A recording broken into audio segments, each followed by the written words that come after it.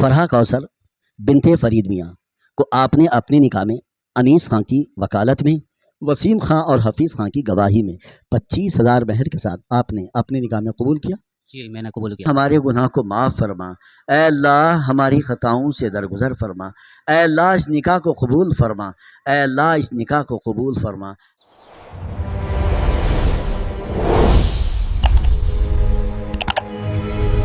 محترم دینی بھائیوں، ابھی آپ کے سامنے نکاح کے خطبے سے متعلق 4 قرآن مجید کی آیات تلاوت کی گئیں۔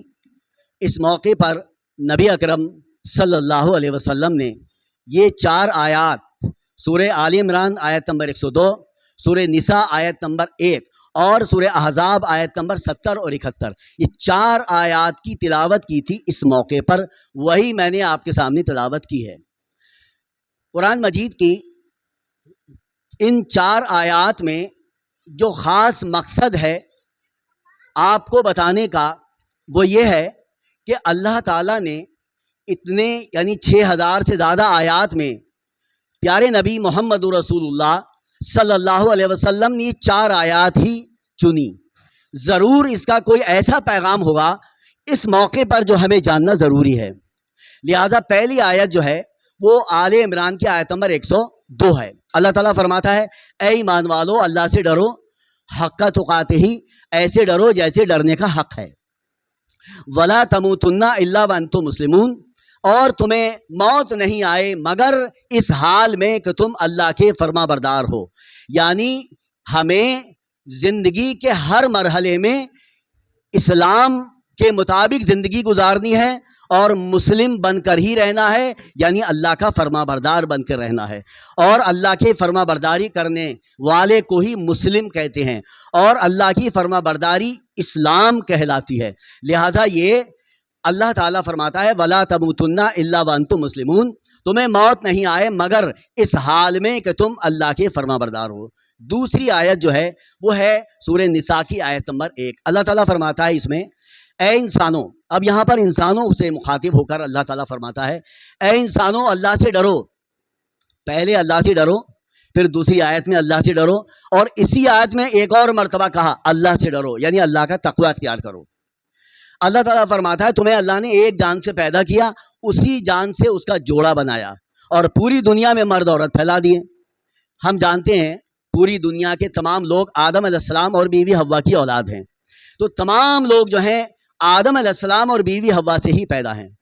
اس کے بعد اللہ تعالیٰ فرماتا ہے کہ تم لین دین کرتے ہو اللہ کے واسطے سے، اور رحم کے رشتے یعنی ماں کے پیٹ سے جو رشتے قائم ہوتے ہیں ان کا خیال رکھنا، کیونکہ رشتوں کو جوڑنا اللہ کو پسند ہے، رشتوں کو توڑنا اللہ پسند نہیں کرتا۔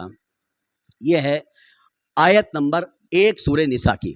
اب آتی ہے سورہ احزاب کی آیت نمبر 70 اور 71۔ اس کے اندر اللہ تعالیٰ فرماتا ہے، اے ایمان والو اللہ سے ڈرو، وَقُولُوا قَوْلًا سَدِيدًا، یعنی سیدھی بات کہو، سچی بات کہو، نبی تلی بات کہو۔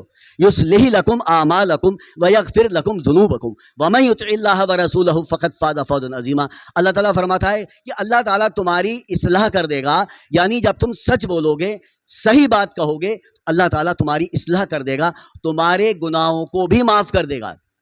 اور آخر میں کیا کہا کہ اللہ کی فرما برداری کرو اور رسول اکرم صلی اللہ علیہ وسلم کی فرما برداری کرو، اور اگر آپ نے اللہ اس کے رسول کی فرما برداری کی تو اللہ تعالیٰ فرماتا فقط فاز فوز عظیمہ، تو اللہ تعالیٰ تمہیں بلندیوں پر پہنچا دے گا۔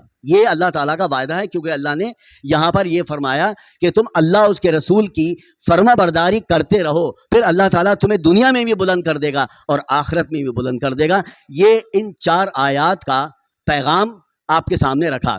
اب ہم آپ کے سامنے رکھ رہے ہیں نبی اکرم صلی اللہ علیہ وسلم کی کچھ احادیث، جس سے اس نکاح کے ان معاملات کو سمجھنے میں آسانی ہوگی۔ اللہ تعالیٰ فرماتا ہے، اللہ کے رسول صلی اللہ علیہ وسلم نے صحیح بخاری کی حدیث میں فرمایا کہ انسان یعنی کوئی بھی شخص نکاح کرتا ہے 4 بنیاد پر، خاندان کی بنیاد پر، پیسے کی بنیاد پر، خوبصورتی کی بنیاد پر اور دینداری کی بنیاد پر۔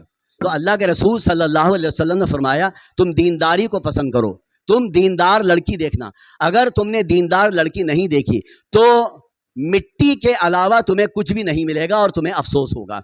ये प्यारे नबी सल्लल्लाहु अलैहि वसल्लम का फरमान लड़की के लिए। अब आता है लड़के के लिए। अगर कोई दीनदार लड़का आपकी बेटी या बहन के लिए पैगाम लाता है शादी का, निकाह का, तो हाँ कर देना। और अगर आपने ऐसा नहीं किया, ये तिरमिज़ी की हदीस है कि अल्लाह के रसूल सल्लल्लाहु अलैहि वसल्लम फरमाया कि अगर आपने दीनदार लड़का नहीं देखा तो फिर इस दुनिया में यानी सरजमी पर फितना और फसाद बर्पा होगा। ये नबी अकरम सल्लल्लाहु अलैहि वसल्लम ने फरमाया।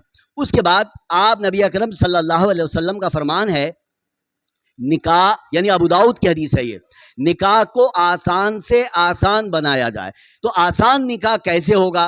अल्लाह के रसूल सल्लल्लाहु अलैहि वसल्लम के 3 सहाबी, यानी एक सहाबी की बात बताऊं, दूसरे सहाबी की बात बताऊं, तीसरे सहाबी की, मुख्तसर मैं आपको बताता हूं कि निकाह आसान कैसे होगा।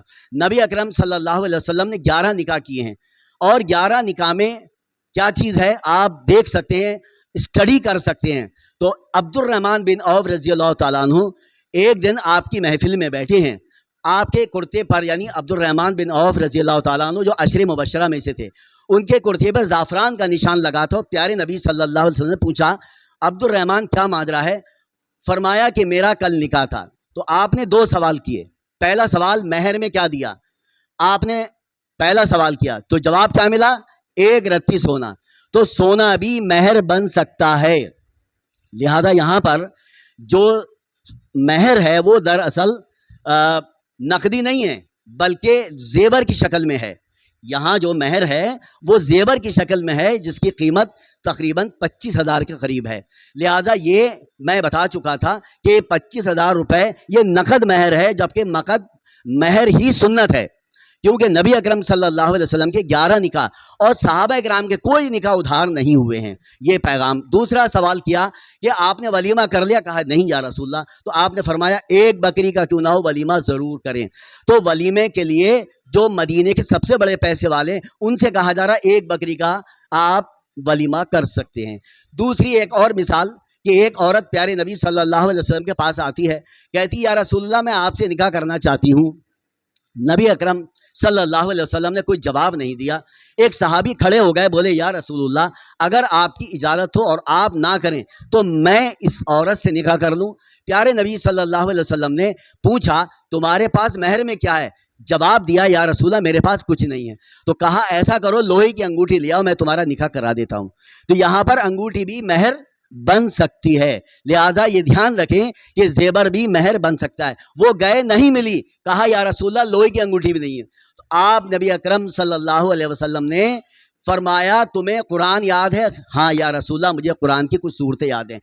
इन्हें याद करा देना, ये तुम्हारे महर हो जाएंगे। सुभान अल्लाह, कितना प्यारा नबी अकरम सल्लल्लाहु अलैहि वसल्लम का इंतखाब कि आपने निकाह को आसान कर दिया। दूसरी बात, जुलैबीब रज़ी अल्लाह ताला अन्हु, आपका निकाह एक ऐसी औरत से कराया जो मदीने की सबसे खूबसूरत औरत थी, लेकिन उनके वालिदैन ने मना कर दिया कि जुलैबीब रंग के भी अच्छे नहीं हैं, चेहरे के भी अच्छे नहीं हैं और गरीब भी हैं, हम नहीं देंगे। तो बेटी ने पूछा ये रिश्ता भेजा किसने? कहा या रसूलुल्लाह ने भेजा है। तो कहा जब रसूलुल्लाह ने भेजा है वो मेरे लिए भेजा है, वो बेहतर होगा मेरे लिए, आप हाँ कर दीजिए। तो बेटी ने अपने वालिदैन से कहा, उन्होंने फ़ौरन हाँ कर दी और उनका निकाह हो गया और अल्लाह ताला ने उन्हें बहुत ज़्यादा नवाजा, यानी दुनिया के जो जिसे कहते हैं पैसे दौलत से नवाज दिया। तो याद रखिए नबी अकरम सल्लल्लाहु अलैहि वसल्लम के बताए हुए रिश्ते को कौन ऐसा है जो पसंद ना करे। लिहाजा ये 3 पैगाम आपके सामने रखे मैंने। नबी अकरम सल्लल्लाहु अलैहि वसल्लम फरमाया निकाह का ऐलान करो, तो 2 गवाह और 1 वकील। ये निकाह का ऐलान हुआ कि हमने इनसे इजाज़त ले ली, आप सारे लोग जो हैं गवाह हैं। तो ये नबी अकरम सल्लल्लाहु अलैहि वसल्लम का फरमान। और याद रखिए कि अगर कोई शख्स, कोई औरत भागकर अपने वालिदैन से छुपकर निकाह करती है बगैर वली के, वो निकाह नहीं माना जाता है, वो निकाह बातिल है, क्योंकि बगैर वली के कोई निकाह नहीं हो सकता। लिहाजा ऐलान करना, वो भी वालिदैन यानी बाप वली होता है, बाप जिम्मेदार होता है, बाप ना हो तो चाचा, मामा, दादा, नाना, लड़की का वो जिम्मेदार होता है। लिहाजा वली के बगैर निकाह नहीं हो सकता। इसके अलावा नबी अकरम सल्लल्लाहु अलैहि वसल्लम की तालीमात के अलावा कुरान मजीद क्या कहता है? सूरह नूर की आयत नंबर 32 में अल्लाह ताला फरमाता है कि जो बेनिकाह हैं या जो बेवा हैं, یا جن کے نکاح نہیں ہوئے ہیں یا جو بیٹھی ہوئی ہیں عورتیں غریب ہیں، نکاح کر دو، اللہ تعالیٰ اپنے فضل سے انہیں غنی کر دے گا۔ تو آپ نبی اکرم صلی اللہ علیہ وسلم کا نکاح ہوا، آپ غنی ہوئے۔ اسی طرح اور جتنے بھی عبد الرحمن بن عوف نکاح کیا، غنی ہو گئے۔ جلیبیب رضی اللہ تعالیٰ عنہ نکاح کیا، غنی ہو گئے۔ تو کہنے کا مطلب یہ ہے کہ نکاح کرو تو غنی ہو جاؤ گے، غریب ہو تو بھی نکاح کرو، یعنی اللہ تعالیٰ قرآن میں فرماتا ہے۔ اس کے علاوہ الرجال قوامون علی النساء، یہ سورہ نساء کی آیت نمبر 36 ہے۔ اللہ تعالیٰ فرماتا ہے مرد عورت پر قوام ہے، یعنی مرد ذمہ دار ہے ہر چیز کا۔ مکان مرد بنائے گا، مکان میں سامان مرد ڈالے گا، اور ولیمہ مرد کرے گا، اور مہر کے رقم مرد دے گا، عورت پر 1 روپے کا بھی بوجھ نہیں ہے۔ یعنی اللہ تعالیٰ نے قرآن مجید میں پیارے نبی صلی اللہ علیہ وسلم کی کسی حدیث میں آپ دکھا سکتے ہیں کہ عورت پر نہ جہیز نہ لڑکی والوں سے کوئی دعوت۔ یہ نبی اکرم صلی اللہ علیہ وسلم کی تعلیم ہے، یہ قرآن کی تعلیم ہے۔ اللہ تعالیٰ نے ہمیں پیارے نبی صلی اللہ علیہ وسلم کو دیا، ہمیں ان کی امت میں، ہم ان کی امت میں ہیں، اور ہم دوسروں کو فالو کر رہے ہیں، دوسروں کی ہم اتباع کر رہے ہیں۔ اور قرآن کیا کہتا ہے؟ قُلْ إِن كُنتُمْ تُحِبُّونَ اللَّهَ فَاتَّبِعُونِی، اگر تم اللہ سے محبت کرتے ہو تو نبی اکرم صلی اللہ علیہ وسلم کی اتباع کرو۔ قرآن کہتا ہے لَقَدْ كَانَ لَكُمْ فِي رَسُولِ اللَّهِ أُسْوَةٌ حَسَنَةٌ، نبی کی زندگی دیکھو، وہی زندگی کو اپنا نمونہ بنا لو۔ بہترین نمونہ کون ہے؟ نبی اکرم صلی اللہ علیہ وسلم۔ تو طریقہ کہاں سے لائیں گے؟ زندگی گزارنے کا طریقہ رسول اکرم صلی اللہ علیہ وسلم سے لائیں گے۔ اللہ تعالیٰ سے میں دعا کرتا ہوں کہ اللہ تعالیٰ ان تمام باتوں پہ ہمیں عمل کرنے کی توفیق عطا فرمائے۔ اس نکاح میں بھی بہت سمپل رکھا گیا ہے، جہیز نہیں ہے، کیونکہ دولہا میاں سے میں نے معلوم کیا تو دولہا میاں نے بتایا کہ میں نے تو ان سے کھانے کے لیے بھی منع کر دیا تھا، دعوت کے لیے بھی منع کر دیا تھا، اور یہ جو جہیز ہے اس کو صاف منع کر دیا تھا۔ یہ 2 چیزیں اگر ہم چھوڑ دیں، معاشرے کی ساری لڑکیوں کے نکاح آسان ہو جائیں گے۔ اگر ہم یہ 2 چیزیں چھوڑ دیں تو معاشرے کی غریب سے غریب لڑکی کا آسان نکاح ہو جائے گا۔ اللہ تعالیٰ ہمیں ان تمام باتوں پہ عمل کرنے کی توفیق عطا فرمائے، آمین۔ وآخر دعوانا ان الحمدللہ رب العالمین۔ اب میں ایجاب قبول کراتا ہوں اس کے بعد کرنے کے لیے۔ دیکھیے، فرحہ کوثر بنت فرید میاں کو آپ نے اپنے نکاح میں انیس خان کی وکالت میں، وسیم خان اور حفیظ خان کی گواہی میں 25,000 مہر کے ساتھ آپ نے اپنے نکاح میں قبول کیا؟